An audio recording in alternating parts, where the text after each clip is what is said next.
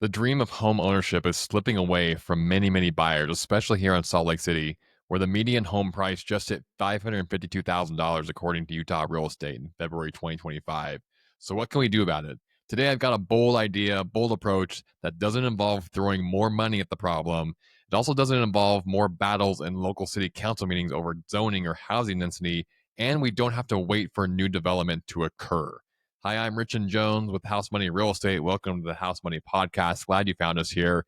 Here's the thing, housing affordability isn't just a Utah problem, it's a nationwide problem. The median home prices have soared during the COVID years when money was cheap, interest rates are low. And in this episode, I wanted to lay out potentially a new approach to unlock existing homes, existing starter homes for first time buyers without inflating prices and without waiting years for new construction or dealing with all the battles and fights that go on in zoning meetings and city council meetings from neighbors over what to do with existing land or redevelopment in certain areas here. So here's the picture. In Salt Lake City, the median sale home price right now is $552,000, but the median income is only about $103,000. That's a huge gap, especially for first time buyers who are priced out, especially for first time homes, starter homes. And that comes from these low interest rates that we saw during 2020, 2021, early 2022, even going back to 2018, 2019, even before COVID. Now with rates at give or take 6.5%, the buying power is gone, but the prices have still remained high. And one thing that was happening during those years when rates were still so low is that not only were home buyers occupying the homes, but a lot of investors were starting to buy homes as well. And I'm not talking about big, large conglomerate companies that own thousands of properties. I'm talking about your neighbors, your parents, your kids, maybe myself even included in that category. People who were starting their real estate investment journey, maybe they bought a property or two here and there, and or people who bought their first home during that time who now have moved on to their next home and their first home became a rental property. So we have all these different rental properties that are being used as rentals right now, but the owners of those properties, those investors, again, I'm not talking about big corporations, I'm talking about mom and pop investors. They feel a little bit stuck. And why is that? Well, if they were to sell those properties right now, they're going to face capital gains taxes and potentially depreciation recapture, which might not only eat up all of their profits, it might actually put them at a loss when they go to sign on the sale of their home. And that's just not something that a lot of investors or homeowners are willing to do, to take a loss just for the privilege of selling their home. The other option they have, one of the other options they have, is they can do a 1031 tax deferred exchange, roll over that, sell that property, roll that investment over into a new property.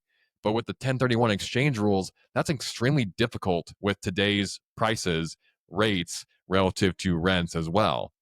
The other option they could do is they could continue to hold the property. And by holding the property, they could do that. But rents, although they are increasing slightly, so are property taxes, HOA dues, maintenance, things of that nature, where it puts these small investors in really difficult spots sometimes as to what to do. Do I hold this property and continue to take a loss on it potentially, or have a major expense I have to fix, and now I'm $10,000-$20,000 in the hole? Or do I sell it and just give away all the profit to taxes just so I don't have to deal with the property anymore? Or do I try and find a property to do a 1031 exchange into? But again, with prices and rates right now, that's extremely difficult to find a property that you're not underwater every month from a cash flow perspective. So here's my proposal: a federal tax holiday on capital gains for investors who sell starter homes to owner occupying buyers. We can already do this. Builders already do this. Builders can define how many homes they're going to sell to investors versus occupying buyers. It can be done. Now let's define starter homes a little bit better as well. This could be however it's structured, but in my mind, let's throw out this number. If our median sale price right now in Salt Lake City is $552,000, let's say a starter home, by definition, is at 75% of the local median. That would be about 414,000 here in Salt Lake City. Here's how it works.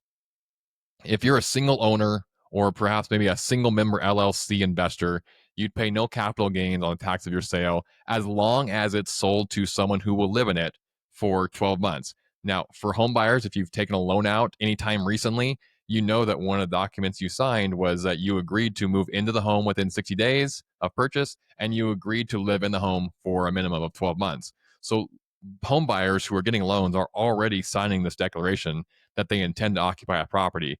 So this shouldn't be that difficult to do this, to make sure you're selling to someone who is going to actually occupy the property.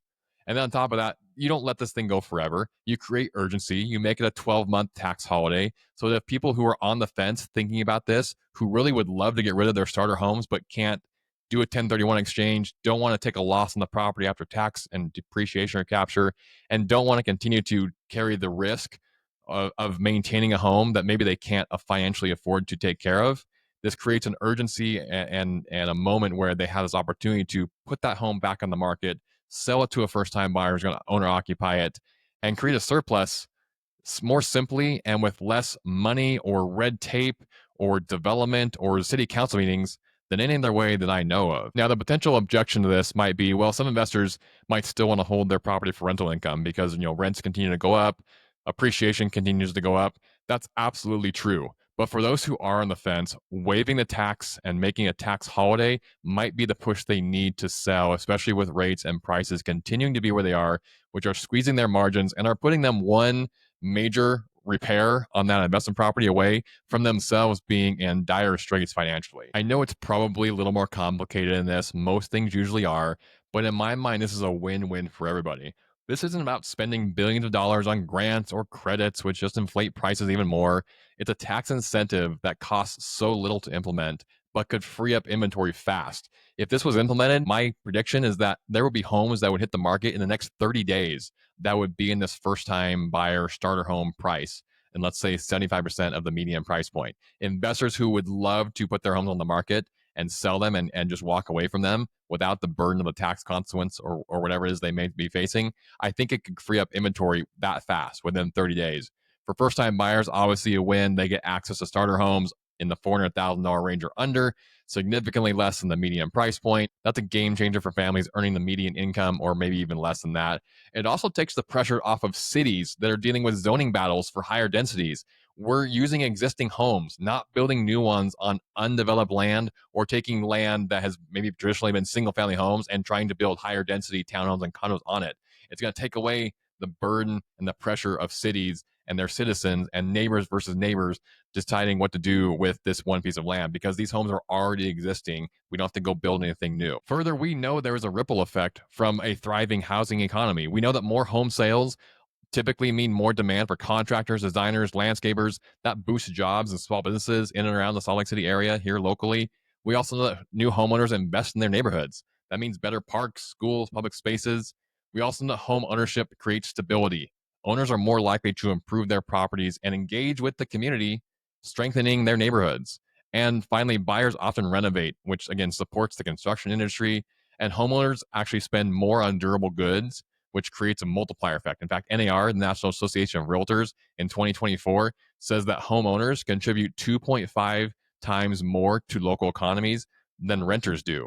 And then obviously using existing homes reduces urban sprawl and it preserves green spaces, cutting the environmental impact of new construction and things like that. So here's my call to action. Let's push for this tax holiday. Share this episode with your network. Talk to your policymaker friends. If you know people who have access to people who can get things like this done or would like to have a conversation about it, please reach out to them. Share this episode with them. Have them reach out to me. You can reach out to me. I would love to share more details about this with anybody who will listen. I wrote about this about a year ago on my website blog.